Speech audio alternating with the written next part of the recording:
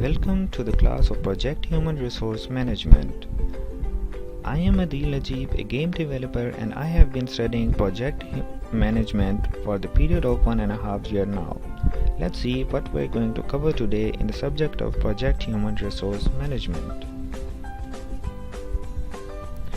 The topics we are coming to cover today are liminality in project-based organization, coping with liminality, and then we will be taking a look at HR workers in Hr Quadrid.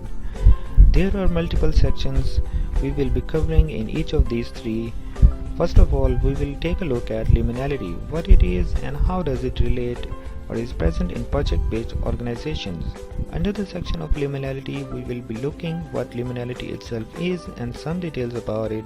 Then we will move on to the project placement of liminality. Let's begin. Liminality is usually used in the research studies of liminal spaces and the studies of liminal positions. In our case, we will be studying liminality in project-based organizations. Liminality was originated from Latin word limin, which means threshold or a checkpoint, a separable point. As we saw that it is a threshold, let's see what that really means. Liminality is a transition. It denotes the time and space of transition from one social status to another. Let's take a look at a general example just for our understanding of the passage of one social status to another. As you can see in the figure, there is a child and arrow pointing to an adult. It is the transition of passage from the childhood to an adulthood. Originally, liminality was thought to be temporary transitional phase, denoting the departure from one culture to another. The work situation of project workers who continuously have to move and in and out. In our case, what we will be those stages. Well, we are all aware when a project is completed, teams are disbanded, including the in-house workers and the ones who were outsourced. In case of liminal individuals, I repeat, liminal individuals, these are the workers who are not the permanent members of the organization. Thus, liminality is described as a feeling of not being a part of the organizations. It creates a feeling of being a lone wolf. Let's take a look at the organizational side. How does it make them the lone wolves? Why they are supposed to be lone wolves with great skills? Organizations invest more on the in-house workers than these liminal workers who have been hired for just the sake of the project. The company invests more personal competence and development compared to the other employees and technical consultants that they have hired just for the sake of the project. These issues demonstrate the worker side. We can take a look. When entering a new project or a new assignment, the individual normally receives the task specification and a role specification. According to the research and the book, which will be given in the description, there is never a clear assignment specification. When you enter a project, you get things as you go.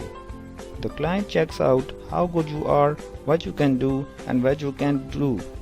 These issues demonstrate in important ways the roles and responsibilities of workers in human resource management.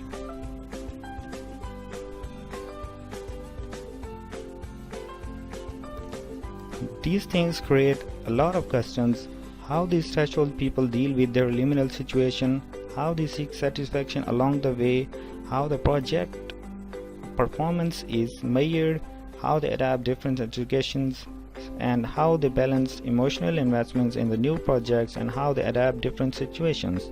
Let's find out. All the answers we just saw in the questions will be given in the coping with liminality section. Let's find out how we will cope with these problems. According to the book that I already said, which will be whose name will be given in the description, there are two ways or two aspects of the group or team development. Number one is group development phases in terms of climate, trustful relationships, and friendships. Group development into stages or problem solving such as exploration and exploitation. These groups are then further evolved into 4 coping strategies. Those 4 coping strategies are repetition and reliance, number 2, role carving, number 3, relaxation, and finally redefinition. Let's see what these coping strategies do and how they resolve our problems of liminality.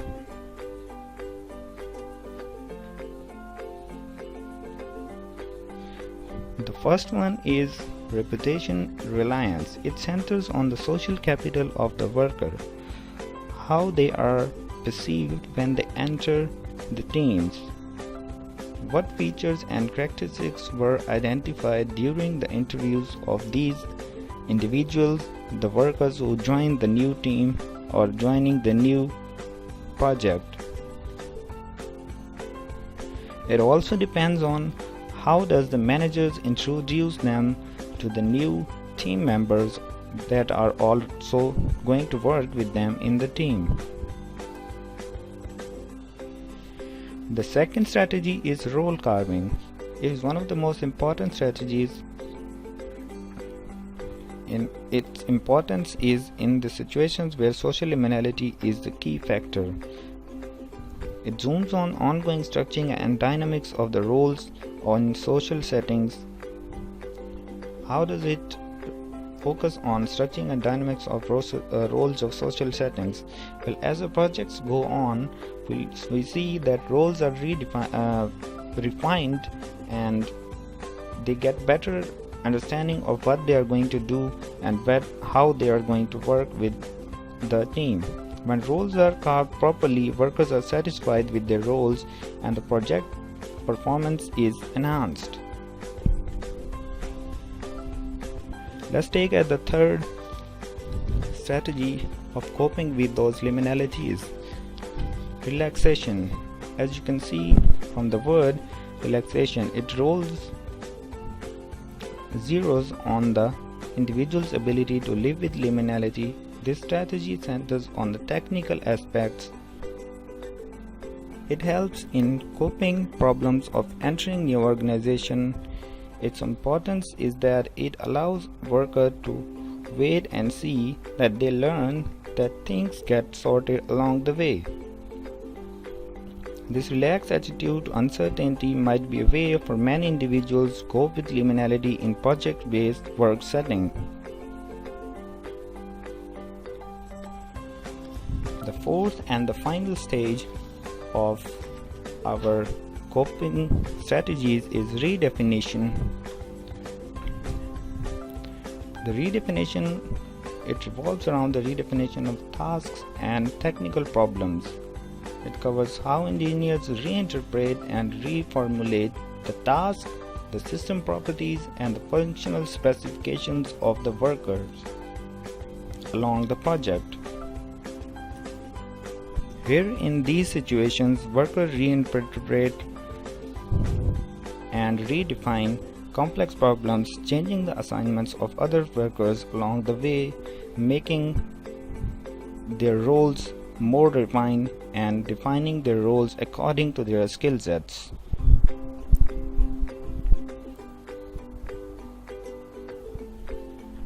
All 4 strategies include activities within the practice area of involvement. The strategies of repetition, reliance, and relaxation can be described as strategies of rather a low degree of active involvement.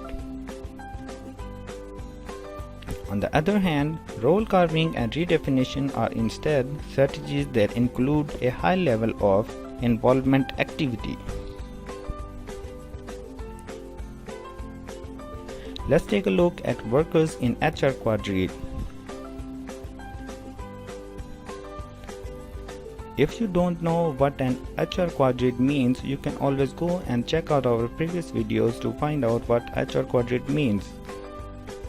Let's move forward. What we're going to study in workers in Hr Quadrid, the liminality flows of those workers, the management performance of those workers, and finally the practice area where the theory comes to practical life.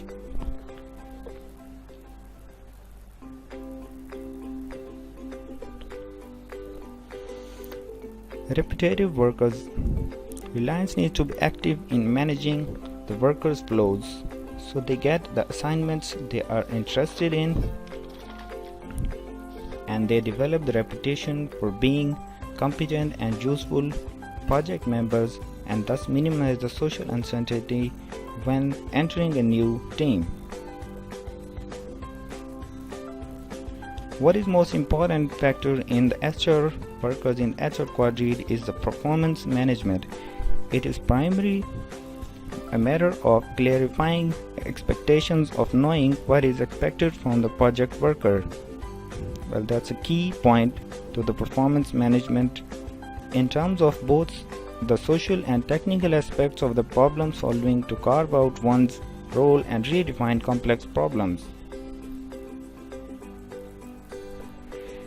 When the role of a worker is properly defined and is being managed by the project managers and their performance is being monitored along the way and the charts and the flows are captured properly and the project worker knows what he has to do and what is being expected from him, so he works better in more performing and he will perform much better under the section of performance management. But finally, and the most important part of the HR worker quadrant is the practice area. Involvement is very important. The importance of getting involved and ensuring a possibility of being to do a good job. It depends on the worker to getting involved actively or deciding not to get involved. And after that, in previous section we saw performance management. It comes on the project management teams to actively influence the work and conditions and content of the work so that the performance of the project can be improved.